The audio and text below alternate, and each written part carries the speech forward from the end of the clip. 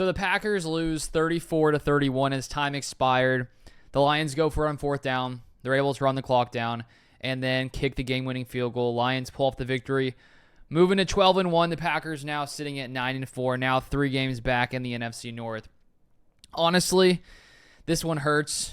The Packers came back in this one. It felt like they had a chance, and unfortunately, on that final drive, the defense couldn't really stop anything. They had a chance there. If they would have stopped the fourth down, would have gotten very interesting. The Packers would have had maybe 40 seconds with a tied ball game. They could have potentially gone down the field, gotten into field goal range, but the Packers lose as time expires. So, I mean, just sitting there on the couch watching that field goal go in, you're like, man, like the Packers were this close.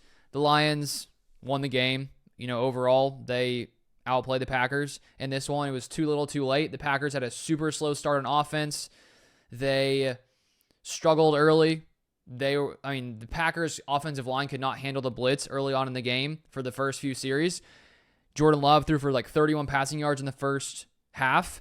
Christian Watson has a fumble in the first half, and because of that, they were in the hole 17-7 entering the second half. In the second half, the Packers outscored the Lions 24-17. So the Packers need to find a way to not get off to these slow starts because it hurts them down the stretch. It's awesome that they can come back at any time, at any moment, and I think that's the benefit of having someone like Jordan Love where he can, bring you back in a hurry. But the Packers got to find a way to get off to faster starts against better teams. And, just looking at that decision by Dan Campbell to go for it on fourth down there right before the game ended, I get his decision there because if he decides to kick that field goal, you give Jordan Love about 40 seconds. And, Jordan Love can move the ball down the field and get into field goal range in 40 seconds. If you convert the fourth down, Love has no time. You probably assure yourself a win. So it was a risky move. Personally, as a Packers fan, I was wanting him to kick a field goal because I knew the Packers would have a chance. And then, maybe that's the right decision then for Dan Campbell to do something like that where you may have a better chance to win just because you don't give Love the opportunity to, drive the ball down the field and the Packers kick a game-winning field goal. So he's very aggressive. I think the Lions were 4 of 5 on fourth downs today. The Packers got him into a lot of fourth down situations. The one that sort of came back to haunt the Lions, or didn't really come back to haunt them, but in the moment wasn't very good, was that one time they went for it on fourth down in their own, at their own like 20 or 30. The Packers get, 30 yards to score. So sometimes it works out great. Sometimes it hurts you. In this one, it worked out for the Lions. I do wonder, though, in the future, if Dan Campbell's always this aggressive, I think there could be a game where it really does, not work out. But today, it worked out for the Lions. They were able to get the win in this one. And, the Packers' offense played great in the second half. But the Packers' defense, majority of the day, the first few drives, they were playing okay. But in this game, Jared Goff goes 32 of 41 for 283 yards, 3 touchdowns. They got the one pick. Keyshawn Nixon had that pick, which is when, at the start of the second half, the game really completely shifted where the Packers felt like they were out of it, down 17-7. They score a touchdown. They get an interception. They score a touchdown. They're up 21 to, I think it was 17.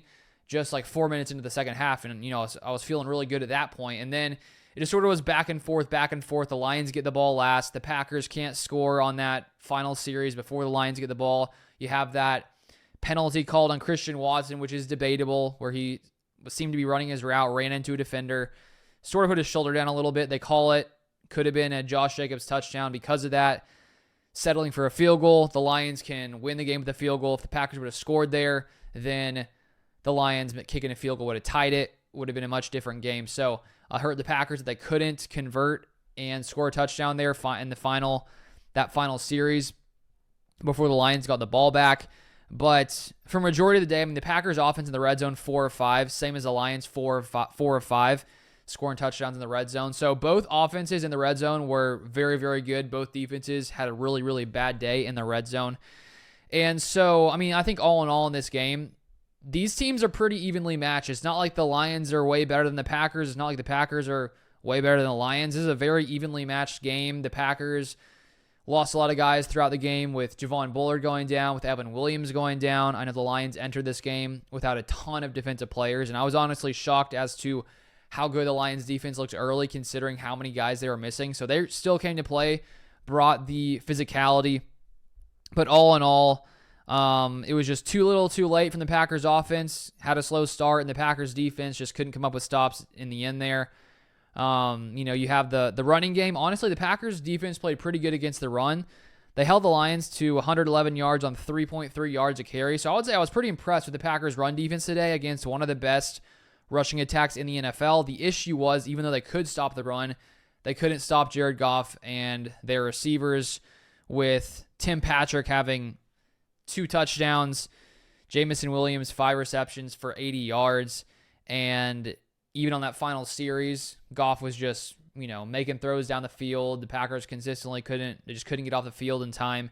And it does feel like we saw it in the Bears game a few weeks back. Luckily, they missed that field goal.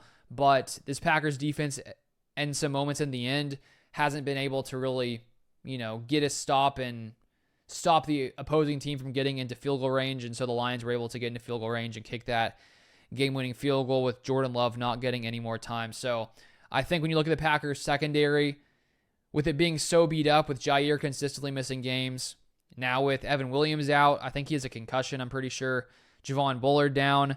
The Packers are really thin in the secondary right now, and I think that was the bigger weakness today, was the secondary, considering, as I said, the Packers were able to hold the running game from the Lions in check. So that's something that, against some of these great teams who have really great quarterbacks, really good receivers, tight ends, the Packers are going to need more, and I just hope that Jair will come back, because I think that'll really shift things here once he's able to come back, and if he can play, at his full health.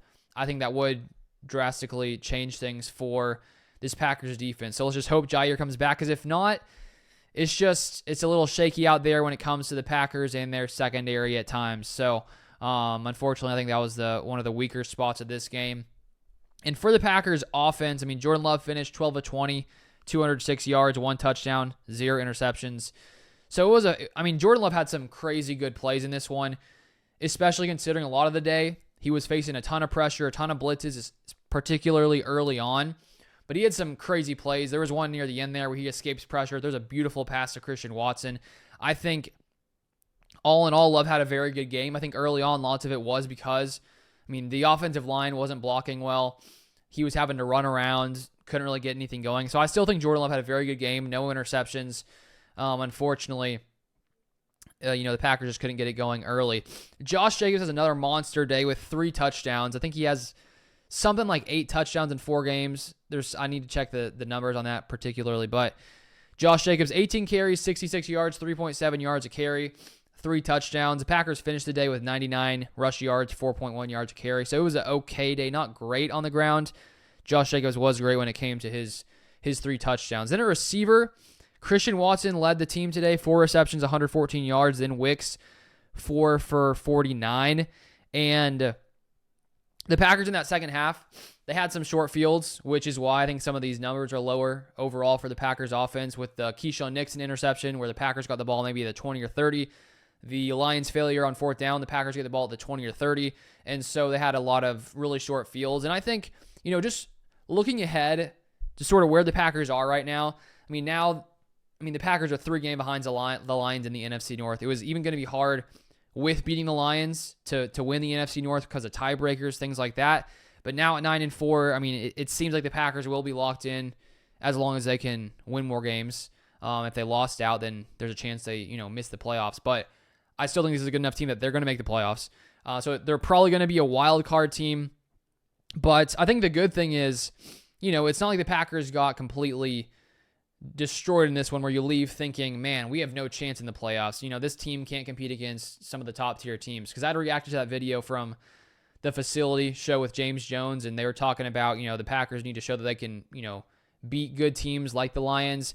And while I didn't beat them, I would say that, leaving this game, I'm not feeling that the Packers have, no shot against top tier teams. I think that they clearly showed tonight that they can play really good football. It just wasn't enough. So they have to find a way to, finish the game, and the defense needs to come up with some bigger time stops at the end of these games so that the opposing team doesn't get a, easy chip shot field goal to win it. So now at 9-4, the Packers are still a very good team. And I think the Lions are one of the best teams, if not the best team in football. And so I think that, come playoff time, if the Packers face the Lions again, I do think they can beat them. The Packers need to find a way to get going on offense early and not, take till the second half to figure it out. Because, I saw this one tweet. I think it was from Zach Cruz. I retweeted it, where he was showing the deficits against some of the different teams earlier this season and sort of the slow starts for the Packers. So he says here, in the first half deficits from Zach Cruz on Twitter, against Minnesota, 28-7. Against Detroit, first game 17-3. Against Detroit, this game 17-7. And so if you get the Packers team in all those games, outside a little bit of the Detroit one, first Detroit one, but still, if you have that second half team the entire game, the Packers win these games. For whatever reason, it takes till the second half for the offense to come alive, for Jordan Love to start, really getting on fire. So if they can find a way to not have to go through an entire half of struggling, then this team can beat any team. And that's just a thing the Packers need to find a way to get over going forward. I guess the good thing in that is that that even if you are down entering a second half, that the Packers can come back. Just like in that Vikings game, the Packers only lost by 2, being down 28-7. So I guess there's a positive. The Packers have a way of coming back, and that's a good thing. But it would be better to not have to come back in these games. So now the Packers are 9-4. That's a total of 13 games. So there's 4 remaining. This is a very good team, and I still feel good about them, even though they lost there. If a few different things would have gone the Packers' way, it could have been a different game. But that's typically how it is in the NFL. It's just such a small margin, and every little thing here or there could have drastically shifted the game. So congrats to the Lions for playing a good football game, even without all their defensive players. So the Lions are right now the best team in the NFL at 12-1. So you got to give credit to the Lions and what they've done. They got the better. They won this one. So unfortunate for the Packers. I still feel pretty confident in them as a team. If they can just clean up a few things, they can definitely compete against the best teams in the NFL.